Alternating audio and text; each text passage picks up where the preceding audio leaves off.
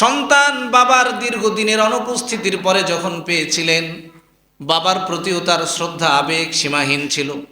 কিন্তু আগেই আল্লাহ বলেছেন, ফাবাশশারনাহু বিগুলামিন হালিম, আমি ধৈর্যশীল সন্তানের সুসংবাদ দিচ্ছি। 13 বছর বয়সের এই ছোট্ট একটা কিশোর শিশু, সে তার বাবাকে বলছে, বাবা, ইয়া আবাতি ফাআল মা তুমার সাতাজিদুনি ইনশাআল্লাহু মিনাস সাবিরিন। বিশাল দ্বন্দ্ব। এরপরে আল্লাহ তাআলার পক্ষ থেকে ওহী আসলো, আদমকে বলা হলো, তুমি তোমার সন্তানকে জানায়া দাও, যে ব্যক্তি আল্লাহর কাছে কোরবানি করার পরে এই কোরবানি কবুল হবে, অর্থাৎ যার ত্যাগ আল্লাহর কাছে গ্রহণ হবে, মকবুল হবে, প্রিয় হবে, সে ব্যক্তি এই কাবিলের সহোদরকে বিয়ে করতে পারবে। ফলে যা ঘর তাই হলো। দুইজনে দুই পেশা করতো, একজন কৃষিকাজ করত, একজন মেষ পালন করত।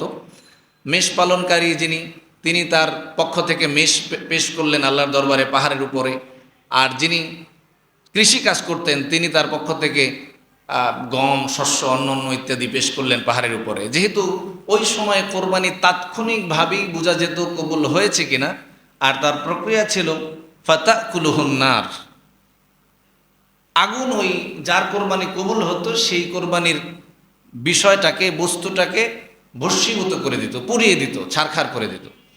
আর যারটা কবুল হতো না, তার কোরবানির সেই জিনিসটা থেকে যাইত যথা জায়গায়।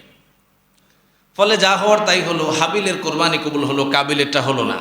হাবিল এখন ওই সুন্দরীকে বিয়ে করার জন্য উপযুক্ত বলে বিবেচিত হলেন। কিন্তু কাবিল তো থেমে যাওয়ার মতো না, সে তার বাবার কথা, সে একজন নবীর কথা, আল্লাহর বিধানের কথাই যেহেতু অস্বীকার করতে পেরেছে, এখন এই কথাও সে অস্বীকার করবে, এটাই স্বাভাবিক। ফলে কাবিল বলল, না, এ ধরনের কোনো বিধান আমি মানি না, আমি অবশ্যই তোমাকে হত্যা করব। কাকে? যিনি এই সুন্দরী রমণীকে বিয়ে করতে যাচ্ছেন তাকেই হত্যা করবেন।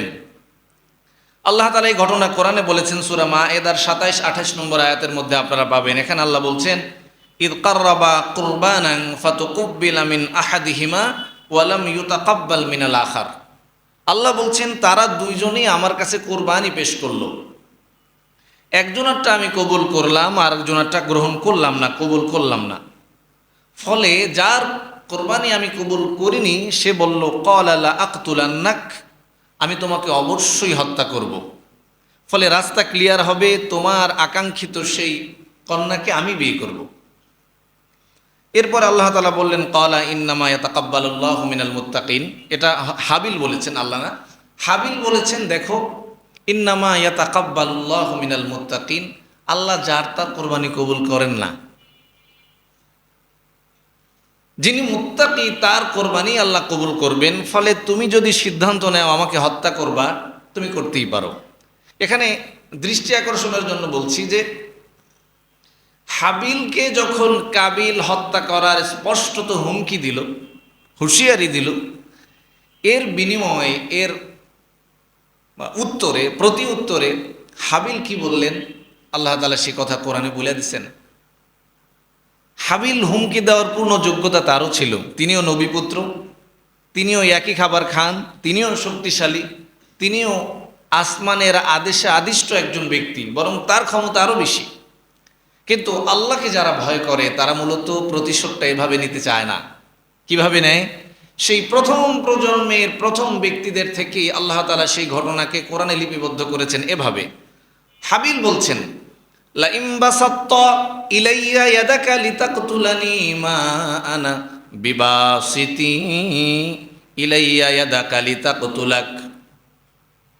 হাবিল বলছে, দেখো, তুমি তোমার শক্তি দিয়ে আল্লাহর হুকুমকে রদ করতে পারো, ফিরিয়ে দিতে পারো, তোমার বাবা তথা নবী আদমের কথাও তুমি অস্বীকার করতে পারো, করো। সব কিছু অস্বীকার করার পরেও যদি তুমি বৈধ কোনো ভালো মানুষকে, হাবিলের পক্ষে আড়ায় এসেছে, হাবিলের পক্ষে মতামত আসমান থেকে আসার পরেও যদি হাবিলকে তুমি হত্যা করো তথা আমাকে হত্যা করো, মনে রাখবা আমি আমার শক্তি সামর্থ্য থাকা সত্ত্বেও তোমাকে হত্যা করতে যাচ্ছি না। মা আনা বিবাসিতি ইলাইকা ইয়াদাক, ইলাইয়া ইয়াদাক বলছে, তোমার দিকে আমার হাত হত্যার জন্য সম্প্রসারিতই করব না। হত্যা তো পরের কথা। কেন? উত্তরে বলছেন ইন্নী আখাফুল্লাহ রব্বাল আলামিন। মনে রাখবা, শক্তি আমার আছে, কিন্তু বিচার এমন একজনকে দিলাম। আমি এমন এক সত্তাকে ভয় করি, যেই সত্তা তোমার আমার মাঝে বিচারটা পুঙ্খানুপুঙ্খানুরূপে করার পূর্ণ ক্ষমতা রাখেন। এই জন্য যিনি আমার বিচার আমার থেকেও সুন্দর করে করতে পারেন, আমি সেই সত্তাকে, সারা দুনিয়ার সকল জগতের প্রতিপালক যিনি, তাকে ভয় করে আমি তোমার দিকে, তোমাকে হত্যার জন্য হাত সম্প্রসারিত করছি না। স্পষ্টত জানায় দিলেন। কিন্তু যা হওয়ার তাই হলো। ঘটনা আপনারা জানেন, এত সুন্দর নসিহার পরেও কাবিল হাবিলকে হত্যা করলো। দীর্ঘ ঘটনা, সেদিকে আমাদের যাওয়া উদ্দেশ্য না। এভাবে কোরবানির সূচনা হলো। প্রথম ধাপ হলো হযরত আদম আলাইহিস সালামের সন্তান দুইজনের পক্ষ থেকে কোরবানি হলো। সেই কোরবানির একজন কবুল হলো, আরেকজনেরটা হলো না।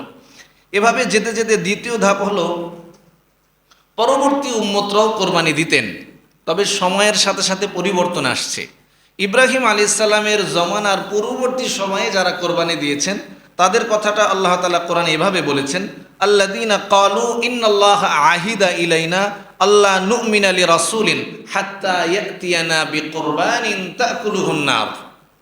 আল্লাহ বলছেন, ইব্রাহিম আলাইহিস সালামের আগ পর্যন্ত হাবিল কাবিলের পরবর্তী সময়ে যারা কোরবানি দিয়েছে তাদের কোরবানিটা আমি কবুল করার ধরনটা এভাবে রেখেছি, তাদের কোরবানির জিনিসটা যথা একটা নির্দিষ্ট জায়গায় রাখতো, আমি কিছু কোরবানির কিছু অংশ আগুনের মাধ্যমে পুড়িয়ে দিতাম। যেটা পুড়ে যাইতো সেটা কবুল হয়েছে, যেটা পুড়ে যাইতো না সেটা কবুল হয় নাই বলে বিবেচিত হতো। তার মানে হলো কোরবানি শুধু রাসূলের যুগেই নয়, আদম আলাইহিস সালামের সময় থেকে ইব্রাহিম আলাইহিস সালামের পূর্ববর্তী সময়ে পুরো সময়টাতেই ভিন্ন ভিন্ন নবীর জমানায় বিশেষ পদ্ধতিতে কোরবানি ছিল। এরপরে হযরত ইব্রাহিম আলাইহিস সালামের কোরবানি, যা আমাদের মূল সূত্র, আমাদের কোরবানির মূল উৎস, যেই ইতিহাস, যেই ঘটনা, সেটা হযরত ইব্রাহিম আলাইহিস সালামের সাথেই ঘটেছে। আপনারা জানেন হযরত ইব্রাহিম আলাইহিস সালামের জন্ম ইরাকে। ইরাক থেকে তিনি নবুয়ত লাভের পূর্ব সময় থেকেই তার রবকে তিনি তালাশ করতেছিলেন, খোঁজ করতেছিলেন। আপনারা জানেন ইব্রাহিম আলাইহিস সালাম শৈশব থেকেই বলছিলেন আমার রবকে। ক্বালা ইন ফালাম্মা রাআল কামারা বাযিগান ক্বালা হাযা রব্বি। কোরআনের দীর্ঘ আয়াত এখানে আছে। এখানে ইব্রাহিম আলাইহিস সালাম ধীরে ধীরে ধীরে ধীরে খুঁজতেছিলেন কে আমার রব। কখনো আসমানকে নিয়ে বলেন, কখনো সূর্যকে বলেন, কখনো চাঁদকে বলেন। এভাবে খুঁজতে খুঁজতে তার রবের দিশা তিনি যখন পাচ্ছিলেন না, এক পর্যায়ে জিবরাইল আলাইহিস সালামের মাধ্যমে নবুয়ত লাভ করলেন এবং প্রকৃত রবের সন্ধান তিনি পেলেন। প্রকৃত রবের সন্ধান পাওয়ার পরে তিনি নমরুদের কাছে দাওয়াত দিলেন। নমরুদ প্রত্যাখ্যান করলো, আগুন প্রজ্বলিত করে তাকে হত্যার হুমকি দিল এবং হত্যা করার জন্য যা করার তাই করলো। তিনি বেঁচে গেলেন, দীর্ঘ ঘটনা। এরপরে তিনি আগুন থেকে বের হয়ে বাসায় না গিয়ে আবার নমরুদের দরবারে গিয়েছিলেন, বলেছিলেন দেখো, যেই রব এই তোমার বিশাল অগ্নিকুণ্ড থেকে আমাকে রক্ষা করেছেন, আমি তার প্রতি বিশ্বাস রাখি, তুমিও তার প্রতি বিশ্বাস রাখো। তুমি যদি আমার রবের থেকে ক্ষমতা বেশি রাখতে, তবে তোমার ইচ্ছাটাই বাস্তবায়ন হতো। যেহেতু তোমার ইচ্ছাটা পরাজিত হয়েছে, বুঝতে হবে তোমার থেকেও শক্তিধর, ক্ষমতাধর একজন রব আছেন, যার কথা মতো আমি তোমার সামনে এসেছি, যার প্রতি আমি বিশ্বাস স্থাপন করেছি। নমরুদের কপাল পরা, সে দ্বিতীয়বারও এই দাওয়াত গ্রহণ করে নাই, আবার শাস্তির হুমকি দিয়েছে। তৃতীয়বারও নেয় নাই। 3 বারের পরে ইব্রাহিম আলাইহিস সালাম তার আপন ভাতিজা হযরত লূত আলাইহিস সালাম, যিনি তার প্রতি ঈমান এনেছিলেন অগ্নিকাণ্ডের এই ঘটনার সময়, এই ভাতিজার সহ আল্লাহ তাআলার নির্দেশে তার স্ত্রী সারা আলাইহিস সালামকে সাথে নিয়ে তিনি সিরিয়ার উদ্দেশ্যে রওনা করলেন হিজরত করে। যেহেতু নমরুদ পুরো স্থানকে, পুরো এলাকাকে, পুরো রাজত্বকে ইব্রাহিম আলাইহিস সালাম থাকার জন্য পরিবেশ রাখে নাই, যেখানেই তাকে পাবে সেখানেই তাকে হত্যা করা হবে ইত্যাদি মর্মে আইন জারি করা হয়েছিল। লূত আলাইহিস সালামকে সাথে নিয়ে তিনি রওনা করলেন। এখানেই আসলে নমরুদ থেমে যায় নাই। যখন তিনি বের হলেন, বের হওয়ার পরে হযরত ইব্রাহিম আলাইহিস সালামের জন্য একটা চিঠি লিখল নমরুদ এবং সৈন্যবাহিনীদেরকে পাঠায় দিল। এই গুণগানে, এই গুণে সে গুণান্বিত, এইরকম দেখতে, এরকম ভাষায় কথা বলে এই ব্যক্তির নাম ইব্রাহিম, তাকে যেখানেভাবে হত্যা করবে। এভাবে তাকে খুঁজতে খুঁজতে আসলো, বিশাল ঘটনা। পথিমধ্যে যখন সৈন্যরা তাকে ধরে ফেলল, আল্লাহর কুদরতে ওই সময় তিনি মাতৃভাষায় কথা বলতে ভুলে গিয়ে নমরুদ যেই ভাষায় কথা বলতো সেই ভাষা আল্লাহ তাকে শিখাই দিলেন, তিনি সেই ভাষায় কথা বলতে শুরু করলেন। সুবহানাল্লাহ কইবেন না? বুঝতেছেন কথা? এই বিশাল ইতিহাস। হজরত ইব্রাহিম আলাইসাল্লামের জীবনী অথবা হজরত ইব্রাহিম আলাইসাল্লাম এই শিরোনামে বাংলাদেশের প্রখ্যাত ওলামায়ে কেরাম থেকে অনেক বই আছে, ওগুলোতে আপনারা পাবেন এই বিস্তারিত ইতিহাস, বাংলায় লেখা আছে। এরপরে হজরত ইব্রাহিম আলাইসাল্লামকে ওরা মনে করলো যে ভুল ব্যক্তিকে ধরছি আমরা। ওখান থেকে তিনি পার পেয়ে আর এক জালেম বাদশার খপ্পরে পড়লেন। সেখানে সারা যেহেতু সন্তানহীনা ছিলেন, তার সন্তান হয় নাই তখনও, এবং তার বয়সও অনেক বেশি ছিল। আর ইব্রাহিম আলাইসাল্লামের বয়স ছিল 75-এরও অধিক ওই সময়, যখন তিনি ইরাক থেকে হিজরত করে সিরিয়ায় আসতেছেন। পথিমধ্যে সারা আলাইসাল্লামের এই সৌন্দর্য দেখে সৈন্যবাহিনী সেই জালেমকে জানালো, অত্যন্ত সুন্দরী রমণী একজন যাচ্ছে আপনার রাজ দরবারের পাশ দিয়ে। জালেম বলল, নিয়ে আসো। ইব্রাহিম আলাইসাল্লামকে সাথে নিয়ে গেলেন। আপনারা জানেন ওই সময় সিস্টেম ছিল, নিয়ম ছিল ওই রাজার, জালেমের, যে যেই ব্যক্তির সাথে সুন্দরী রমণী থাকবে সে যদি তার জামাই হয় তাকে হত্যা করা হবে। এটা হলো প্রথম বিধান। আর যদি জামাই না হয় তবে তাকে যেভাবে নিয়ন্ত্রণ করা যায় করা হবে, নারীকে সে গ্রহণ করবে।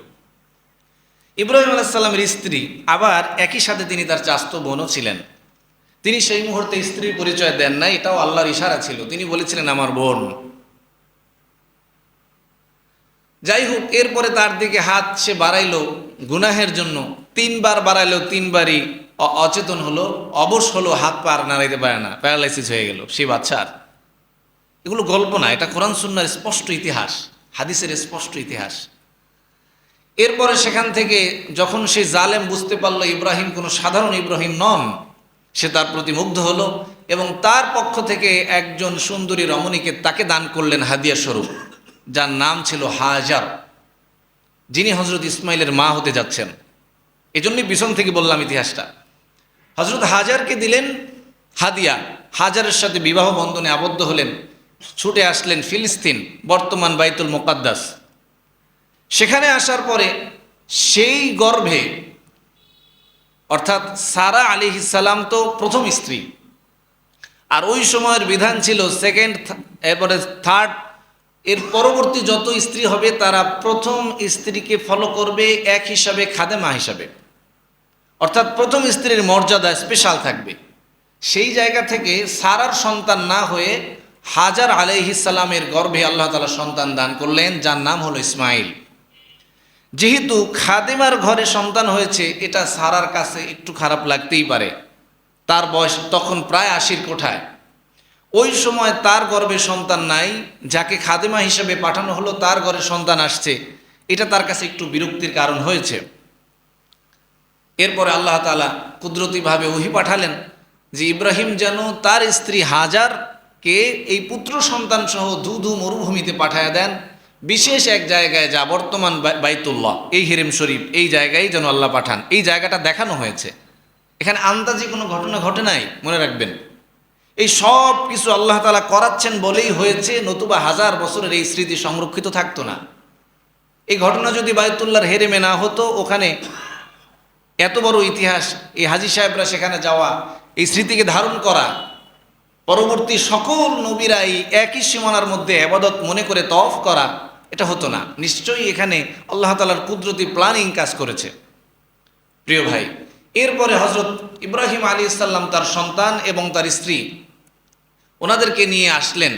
এখানেও বিশাল ঘটনা। এখানেও তিনি রেখে যখন যাচ্ছিলেন কিছু বলেন নাই। জিজ্ঞেস করছেন, ইয়া ইব্রাহিম আলাইহিস সালাম, নবী আল্লাহ, আমাদেরকে রেখে যাচ্ছেন কেন? আপনি কোথায় যাচ্ছেন? এটা কোন জায়গা? এখানে তো কোনো মানুষ নাই। এরপরে তৃতীয়বার যখন বলেছেন আল্লাহ তাআলার নির্দেশ কিনা, ইব্রাহিম বলেছেন জি, এটা আল্লাহ তাআলার নির্দেশ বলেই আমি তোমাদেরকে রেখে যাচ্ছি। হজরত হাজার আলাইহিস সালাম বলেছিলেন, আল্লাহ তাআলার নির্দেশ যদি থাকে তবে আমাদের কোনো আপত্তি নাই, আমাদের কোনো ভয় নাই, আমাদের কোনো আশঙ্কা নাই। সুবহানাল্লাহ। এখন যে সাফা মারওয়ার যেই চত্বর হাজী সাহেবরা দেখেছেন, এখানেই হযরত হাজার তার সন্তানের জন্য পানির উদ্দেশ্যে দৌড়াদৌড়ি করেছিলেন, যেটাকে সাই বলে। সাইউন শব্দের অর্থই দৌড়ানো, চেষ্টা করা। আপনারা সাই বলেছেন, সেই সাই শব্দের অর্থ হলো চেষ্টা করা, দৌড়ানো। এবং যেই পাহাড়গুলো দেখেছেন মারওয়া এবং সফা, মাঝখানে নির্দিষ্ট জায়গায় দৌড়ানোর জায়গা আছে, সম্ভবত সবুজ কালার দেওয়া আছে, এখন বাতি দেওয়া আছে। ওই নির্দিষ্ট জায়গায় হাজার দৌড়াইতেন এই জন্য, যেহেতু পাহাড়ের পেছনে ছিলেন হজরত ইসমাইল, ছোট্ট শিশু। ওই নিচু জায়গায় থাকা অবস্থায় ইসমাইলকে দেখা যেত না। এই জন্য তিনি যখন পাহাড়ে উঠতেন তখন সন্তানকে দেখতেন আমার কলেজার টুকরা ঠিক আছে কিনা। যখন পাহাড়ের নিচে অপর পাহাড়ে উঠতে যাবেন তখন তো তিনি নিচে নামলেন। নিচে নামার সাথে যেই জায়গাটা তিনি নিচে ছিলেন ততটুকু জায়গায় তিনি দৌড় দিয়ে পার হতেন। আল্লাহর অশেষ দয়ার মেহেরবানি কুদরত এখানে আমাদের জন্য তিনি রেখেছেন। যত হাজী সাহেবরা কিয়ামত পর্যন্ত হজ করবেন, ওমরা করবেন, তাদের জন্য আবশ্যক করেছেন আমার হাজার। বিপদের সম্মুখে কাউকে না ডেকে আমাকে ডেকেছিলেন। এবং তার কলিজার টুকরা সন্তানের জন্য যেই জায়গায় তিনি দৌড়াইছিলেন, ওই জায়গাটা তোমাদের জন্য একই জায়গায়, একই সাথে, একই তরিকায় দৌড়ানোর জন্য লাজিম করে দিলাম। সুবহানাল্লাহ। এভাবে হযরত ইসমাইল বেড়ে উঠলেন। ইসমাইল আলাইহিস সালামের বয়স 13। তাফসীর ইবনে কাসিরের বর্ণনা অনুযায়ী 13 বছর বয়সে ইব্রাহিম আলাইহিস সালাম সন্তানকে দেখতে আসলেন। সন্তান তো একমাত্র। মনে রাখবেন, ইব্রাহিম আলাইহিস সালামের সন্তান ইসমাইল, এই ইসমাইল থেকে যে বংশ পরম্পরা এসেছে তার থেকে আমাদের নবী, বিশ্ব নবী হযরত মুহাম্মদ সাল্লাল্লাহু আলাইহি ওয়াসাল্লাম পৃথিবীতে এসেছেন। আর ওই দিকে যে সারা আলাইহিস সালাম ছিলেন, ওই সারা আলাইহিস সালামের সন্তান এসেছে, ওইটাও এসেছে ইব্রাহিম আলাইহিস সালামের জন্মের 13 বছর পর, যার নাম ছিল ইসহাক আলাইহিস সালাম। ওই ইসহাক আলাইহিস সালামের পরে তার সন্তান ইয়াকুব, ইয়াকুব আলাইহিস সালামের সন্তানের নাম ইউসুফ। এর পরবর্তীতে যারা এসেছিলেন তারাই মূলত বনি ইসরাইল। পরবর্তীতে এগুলো আলাদা আলাদা ইতিহাস। যাই হোক, আমরা যে ইতিহাসের দিকে যাচ্ছিলাম, 13 বছর বয়সে হযরত ইব্রাহিম আলাইহিস সালাম সন্তানকে দেখতে আসলেন। কথাটা একদম নিজের মতো করে নেন, ভাবেন। এই 90-95 বছর বয়সী একজন মানুষ, তার গর্ভে, মানে তার ঔরসে, তার মাধ্যমে আল্লাহ একজন সন্তান দান করেছেন। এই সন্তানকে জন্মের পরেই বিশেষ নির্দেশনার কারণে তিনি তার চোখের আড়ালে 1000 মাইল দূরে মক্কায় রেখে এসেছেন। সন্তান যখন একটু বড় হয়েছেন, আবার তিনি দেখতে আসলেন। দেখতে আসার পরে সন্তানের সাথে সময় পার করছেন। ইতিমধ্যে সন্তানের সাথে যখন সখ্যতা হয়েছে, আন্তরিকতা হয়েছে, বাবা বলে ডাকতে শিখেছে, আর সন্তানকে বাবা কোলে নিতে অভ্যস্ত হচ্ছেন, যখন মায়াটা শতভাগ যখন জন্ম নিয়েছে, ওই সময় আল্লাহ তাআলা স্বপ্নের মধ্যে ইব্রাহিমকে বললেন, তোমার সন্তানকে আমার জন্য জবাই করে দাও। এই হলো ইতিহাস। এই ইতিহাসটা 23 নম্বর পারায় আসছে, আপনারা জানেন। এই ইতিহাসের শুরুতেই কোরআনের বর্ণনাটা যেভাবে আল্লাহ তাআলা বলছেন, এভাবে আল্লাহ বলছেন, রব্বি হাবলি মিনাস সলিহিন। এভাবে প্রথমত দোয়া করলেন, ফাবাশশারনাহু বিগুলামিন হালিম। ধৈর্যশীল একজন সন্তানের সুসংবাদ আমি ইব্রাহিমকে দিলাম। সেই সন্তানের বয়স 13 বছর। ইব্রাহিম মক্কায় আসলেন। মক্কায় আসার পরে সন্তানের সাথে সখ্যতা বাড়লো, আন্তরিকতা বাড়লো, স্নেহ মমতার চূড়ান্ত পর্যায়ে বাবা আর সন্তান যখন উন্নীত হলেন, ওই সময় আল্লাহ তাআলা বললেন, ইয়া বুনাইয়া ইন্নী আরা ফিল মানাম আন্নী আযবাহুকা ফানজুর মাযা তারা। ইব্রাহিম বললেন, তোমার সাথে আমার সন্তানের সম্পর্ক, কিন্তু গত রাত কয়েকদিন যাবৎ আমি স্বপ্নে দেখি।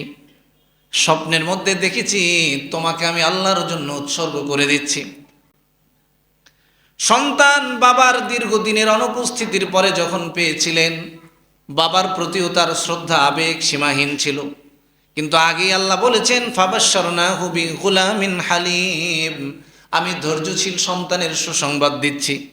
13 বছর বয়সের এই ছোট্ট একটা কিশোর শিশু, সে তার বাবাকে বলছে, বাবা, ইয়া আবাতি ফাআল মা তুমার সাতাজিদুনি ইনশাআল্লাহু মিনাস সাবিরিন। ইসমাইল বলেছেন, বাবা, যত সম্পর্ক, যত স্নেহ মমতা শ্রদ্ধা আবেগ তৈরি হোক না কেন, আপনার স্বপ্নের মধ্যে যদি আল্লাহ আমাকে জবাই করার নির্দেশ দান করেন। আমি সন্তান হিসেবে আপনার কথাকে মেনে নিয়ে আপনার হুকুম পালনের জন্য প্রস্তুত আছি। যেই নির্দেশ আপনার প্রতি এসেছে ওই অনুযায়ী ওই সময়ে আপনি আমার উপরে আপনার তরবারি চালানোর জন্য তৈরি হতে পারেন, কোনো অসুবিধা নাই বাবা। আপনি এমন সত্তার সূত্র এখানে টেনে এনেছেন, যে রব আমাকে দুনিয়াতে পাঠাইছেন, যেই রব আপনার সাথে আমার পিতা পুত্রের সম্পর্ক কায়েম করেছেন, তিনি যদি চান আমি তার সন্তুষ্টির জন্য আসমানে চলে যাই, আমার কোনো আপত্তি নাই। ইব্রাহিম আর ইসমাইলের মতো পিতা পুত্রের এই আবেগময় এই ঘটনা আমাদের জন্য একটা শিক্ষণীয় বিষয় বলেই আজও পর্যন্ত কোরবানি আল্লাহ তাআলা ওয়াজিব করে রেখেছেন। প্রিয় ভাই, এরপরে আপনারা জানেন ইসমাইল আলাইহিস সালামের জায়গায় দুম্বা আসলো, বিস্তারিত ইতিহাস। এরপরে দুম্বা কোরবানি হলো, ইসমাইল আলাইহিস সালাম শুকরিয়া আদায় করলেন, উঠে দাঁড়ালেন, এবং সেই ঘটনাকে আল্লাহ তাআলা কোরআনে স্পষ্ট, হাদিসের মধ্যে বিশ্বনবী স্পষ্ট করে উল্লেখ করে আমাদের জন্য কিয়ামত পর্যন্ত এই কোরবানিকে আবশ্যক করেছেন। হাজী সাহেব যারা যান তাদের জন্য এই কোরবানিকে আবশ্যক করেছেন। মিনা, মুজদালেফা, আরাফা, এই পুরো সীমানার যেখানে, এমনকি ওনারা যে হাজী সাহেবরা যে পাথর নিক্ষেপ করেন, এটাও ইব্রাহিম ইসমাইলের স্মৃতি। ওনারা যে জমজমের পানি পান করেন, সেটাও ইব্রাহিম ইসমাইলের স্মৃতি। ওনারা যেই বাইতুল্লাহ চত্বর মানে তওয়াফ করছেন, সেটাও ইব্রাহিম ইসমাইলের স্মৃতি। তাদের হাতে নির্মিত এই কাবা। ওনারা যে সাই করেন, সেটাও ইব্রাহিম ইসমাইলের স্মৃতি।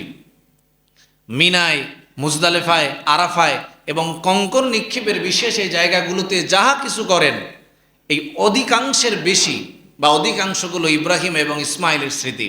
প্রিয় ভাই, আমরা তো মনেই করি, বিশ্বাসী করি আমাদের জাতির পিতা হজরত ইব্রাহিম আলাইহিস সালাম, তার আদর্শকে লালন করি। পরবর্তী সময়ে বিশ্বনবী সাল্লাল্লাহু আলাইহি ওয়াসাল্লাম আমাদেরকে শিখিয়েছেন। আমরা দুরূদ শরীফ পড়ি, আল্লাহুম্মা সাল্লি আলা মুহাম্মদ ওয়া আলা আলি মুহাম্মদ কামা সাল্লাইতা। দুনিয়াতে এত নবী, এত রাসূল সব বাদ দিয়া দুরুদের মধ্যে কেন ইব্রাহিমের নাম ঢুকাইলেন? আদম থেকে শুরু করে লক্ষ লক্ষ নবী দুনিয়াতে আগমন করেছেন, কোন নবীর কথা আপনার দুরুদের মধ্যে নাই কেন? বুঝেন নাই কেন?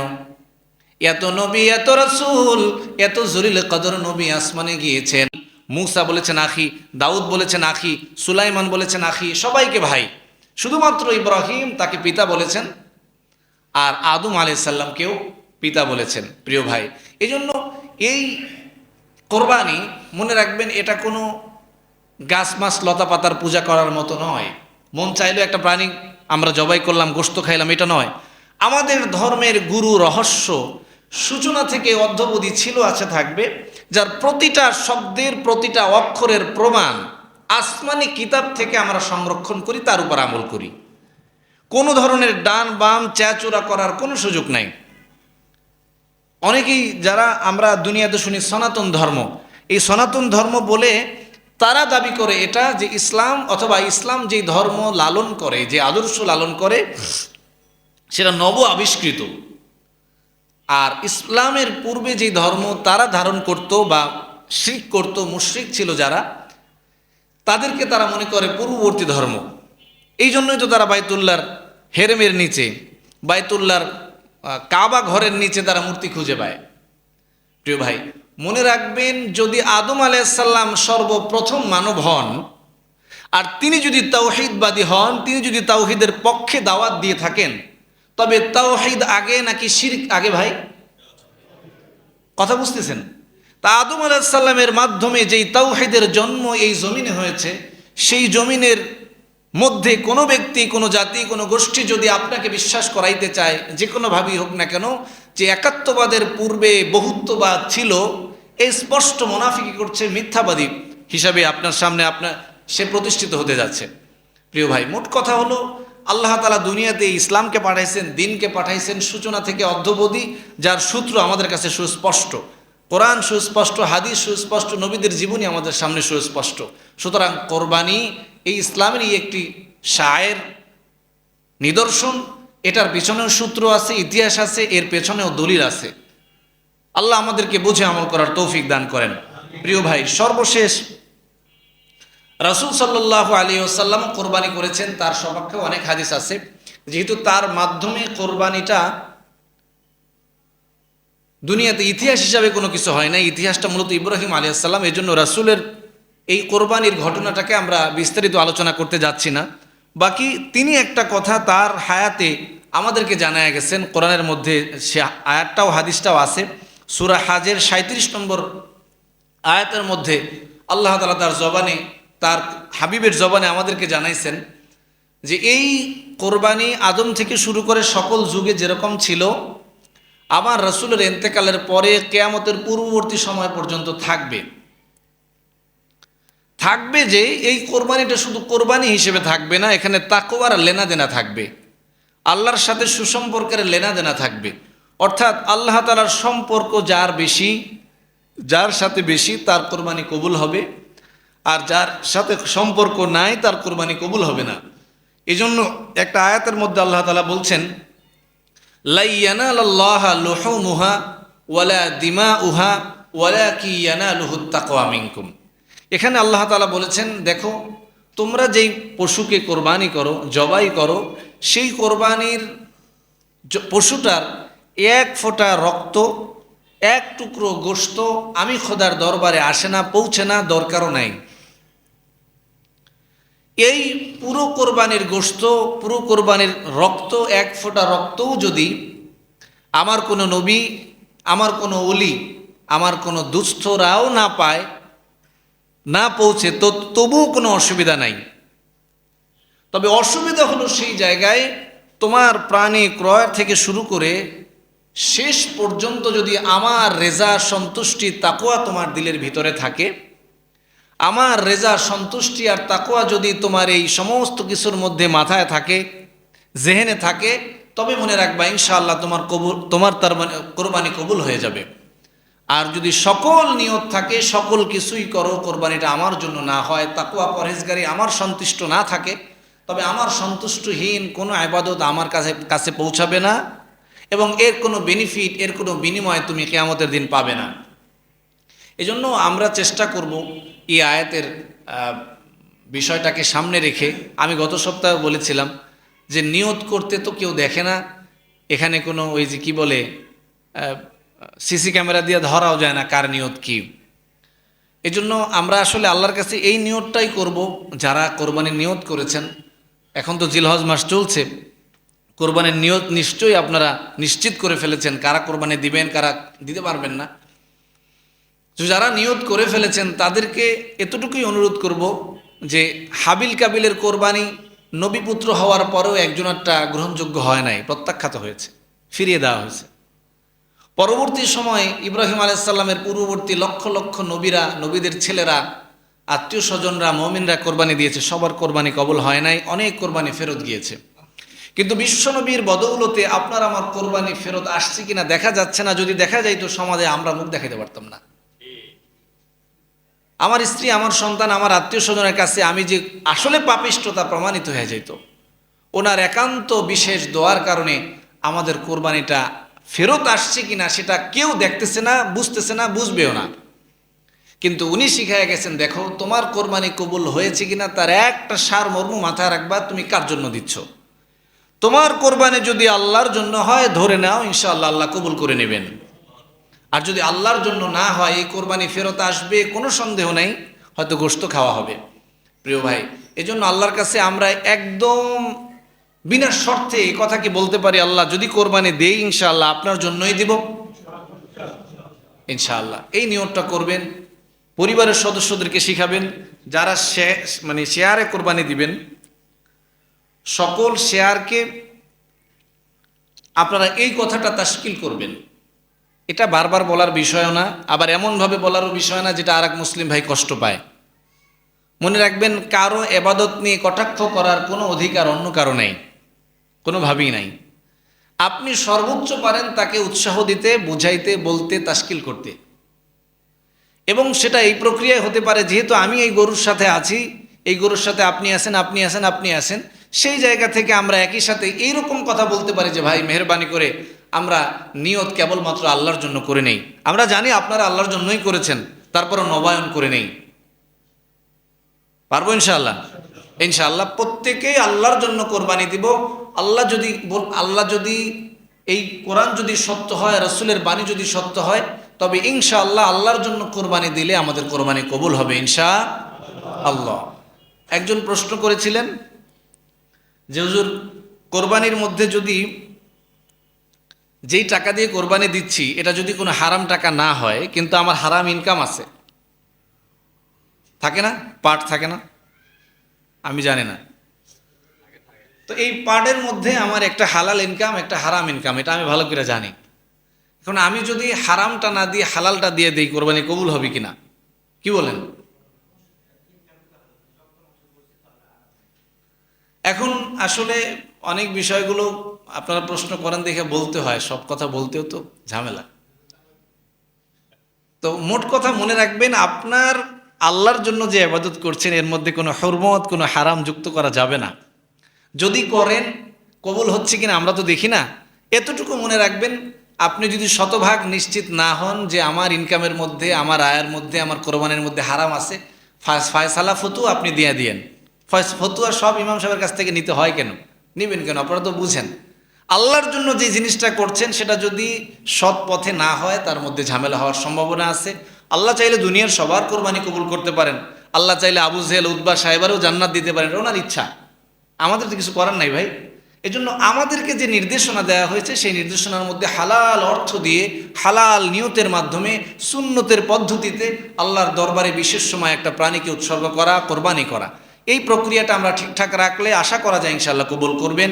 এই প্রক্রিয়ার বাহিরে গেলে আল্লাহই ভালো জানেন কি হবে। বাকি আমরা চেষ্টা করব তার রাসূলের দেখানো পথেই কোরবানি করতে। আল্লাহ আমাদেরকে তৌফিক দান করেন বলে আমিন। ওয়া আখিরু দাওয়ানা আনিল হামদুলিল্লাহি রাব্বিল আলামিন। যারা সুন্নত